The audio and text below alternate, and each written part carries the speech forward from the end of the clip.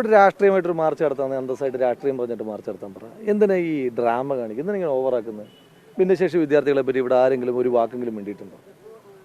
ഒരു വാക്കെങ്കിലും വേണ്ടിയിട്ടുണ്ടോ? നിങ്ങൾ കേട്ടിട്ടുണ്ടോ ഞാനൊരു വാക്കെങ്കിലും വേണ്ടുന്നത്? നമ്മളിപ്പോൾ ഒരു രാഷ്ട്രീയമായി ഇപ്പോൾ MLA-യുടെ ഓഫീസിലേക്ക് ഒരു മാർച്ച് നടത്തുകയാണ്. ഇപ്പം ഞാൻ പറയുന്നത് ഇവർക്ക് ഈ രാഷ്ട്രീയം പറയാനുള്ള അന്തസ് ഇവരെന്താ കാണിക്കാത്തത്? നമ്മൾ രാഷ്ട്രീയം പറയുമ്പോൾ എന്തിനാ ഈ മെലോ ഡ്രാമാസിലേക്ക് പോകുന്നത്? എന്തിനാ ഇങ്ങനെ ഓവറാക്കുന്നത്? എൻ്റെ വായിൽ നിന്ന് വീഴുന്ന ഒരു സ്റ്റേറ്റ്മെൻറ്റ് ഭിന്നശേഷി വിദ്യാർത്ഥികൾക്കോ അവരുടെ രക്ഷിതാക്കൾക്കോ എതിരായി ഞാൻ പറഞ്ഞ ഒരു സ്റ്റേറ്റ്മെൻറ്റ് കാണിച്ചു തരാമെങ്കിൽ അവർ പറയുന്ന പണി ഞാൻ ചെയ്യാം. BJP-യിൽ ചേരുന്നത് ഒഴിച്ച് അത്ര അധമമായൊരു പണി അവരെന്നോട് പറയരുത്. ബാക്കി എന്ത് പണി പറഞ്ഞാലും ഞാൻ ചെയ്യാം. വെറുതെ ഒരു സമരം നടത്തുകയാണെങ്കിൽ അന്തസ്സായി സമരം നടത്തുക, പോവുക. അതാണല്ലോ എൻ്റെ ഒരു മര്യാദ. അതല്ലാതെ ഈ നാട്ടിലെങ്ങും ഇല്ലാത്ത വേറൊരു വിഷയത്തിലേക്ക് കൊണ്ടുവന്ന് കെട്ടി അങ്ങനെ പറഞ്ഞു കഴിഞ്ഞാൽ ഈ പാലക്കാട്ടെ ജനതയുടെ ഇവർ പാലക്കാട്ടെ ജനതയുടെ പ്രബുദ്ധതയെ കുറേ കാലമായിട്ട് അളക്കുകയാണ്. ആ അളക്കുന്നതിനെല്ലാം നല്ല പലിശ സാധ്യത കിട്ടുന്നുണ്ടല്ലോ പാലക്കാട്ടെ ജനതയുടെ കയ്യിൽ നിന്ന് തന്നെ. അപ്പോൾ അതുകൊണ്ട് ഇവിടുത്തെ വിഷയം എന്താണ്? ഇവിടുത്തെ വിഷയം സത്യത്തിൽ ഭിന്നശേഷി വിദ്യാർത്ഥികളോടും മാതാപിതാക്കളോടും പൊതുസമൂഹത്തോടും ഈ നാടിനോടും തെറ്റ് ചെയ്തത് RSS ആണ്, BJP ആണ്. അങ്ങനൊരു സ്ഥാപനത്തിനൊരു CSR ഫണ്ട് കിട്ടുമ്പോൾ ആ സ്ഥാപനത്തിനകത്ത് കൊടുക്കുന്ന പേര്, ആ പേരിനെ ചൊല്ലിയൊരു തർക്കത്തിലേക്ക് പോകാൻ അവർ പാടുണ്ടോ?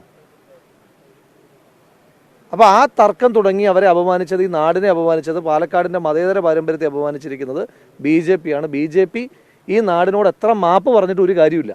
ഈ നാട് BJP-ക്ക് മാപ്പ് കൊടുക്കില്ല.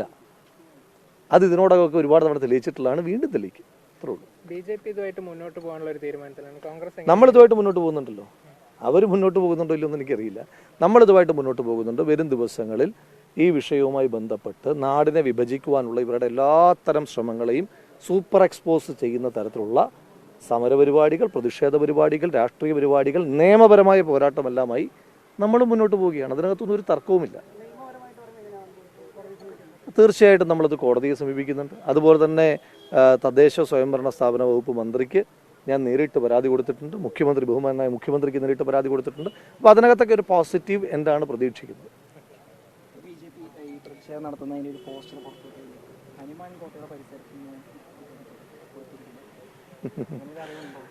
എനിക്കറിയില്ല.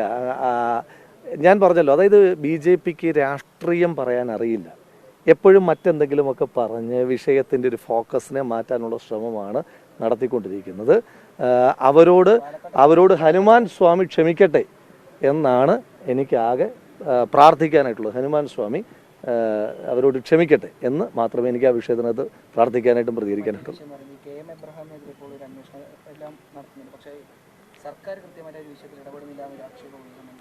അതായത് ഇത്രയേറെ ദുരാരോപണം നേരിടുന്ന ഒരാൾക്ക് അയാൾ റിട്ടയർ ആയതിനു ശേഷം കൊടുക്കുന്ന പദവികൾ, ഇപ്പം സ്വാഭാവികമായിട്ടും ഒരു സിവിൽ സർവീസ് ഉദ്യോഗസ്ഥൻ അയാളുടെ സർവീസ് കാലഘട്ടത്തിൽ ഇരിക്കുമ്പോൾ ചില പ്രിവിലേജുകൾ അവർക്കുണ്ട്.